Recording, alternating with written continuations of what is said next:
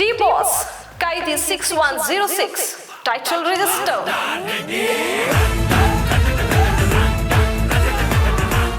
ರೇಣುಕಾಸ್ವಾಮಿ ಕೊಲೆ ಕೇಸ್ನಲ್ಲಿ ನಟ ದರ್ಶನ್ ಅಂಡ್ ಗ್ಯಾಂಗ್ ಜೈಲಿನಲ್ಲಿದ್ದಾರೆ.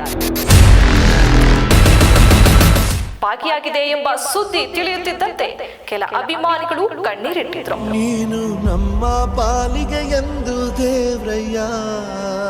ಮುಂದಿನ ದಿನಗಳಲ್ಲಿ ಖೈದಿ 6106 ಸಿನಿಮಾ ತೆರೆ ಮೇಲೆ ಬರುತ್ತಾ ಎಂದು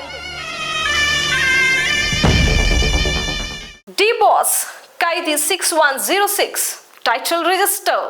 ಪ್ರಜಾಧ್ವನಿ ಟಿವಿಯ ವಿಶೇಷ ಕಾರ್ಯಕ್ರಮಕ್ಕೆ ಸ್ವಾಗತ. ನಾನು ಡಿಂಪ್ರಿತಾ ಯಶವಂತ್. ರೇಣುಕಾಸ್ವಾಮಿ ಕೊಲೆ ಕೇಸ್ನಲ್ಲಿ ನಟ ದರ್ಶನ್ ಅಂಡ್ ಗ್ಯಾಂಗ್ ಜೈಲಿನಲ್ಲಿದ್ದಾರೆ.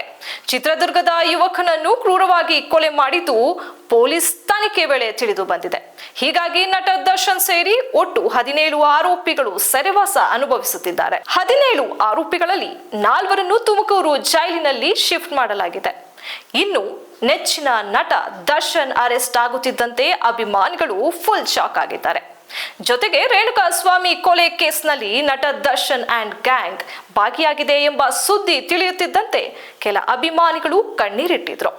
ಇನ್ನು ಕೆಲವರು ದರ್ಶನ್ ಮಾಡಿದ್ದು ತುಂಬಾ ದೊಡ್ಡ ತಪ್ಪು ಅಂತ ಸಾಮಾಜಿಕ ಜಾಲತಾಣದಲ್ಲಿ ಚರ್ಚೆ ಕೂಡ ನಡೆಸಿದ್ರು. ಸದ್ಯ ವಿಚಾರಣಾಧೀನ ಖೈದಿಯಾಗಿ ಸೆರೆಮನೆ ವಾಸ ಅನುಭವಿಸುತ್ತಿರೋ ನಟ ದರ್ಶನ್ಗೆ ಖೈದಿ 6106 ನಂಬರ್ ನೀಡಲಾಗಿದ್ದು, ಇದೇ ನಂಬರ್ ಅನ್ನು ಅಭಿಮಾನಿಗಳು ವಾಹನ ನಂಬರ್ ಪ್ಲೇಟ್ಗಳಾಗಿ ಬಳಸುತ್ತಿದ್ದಾರೆ.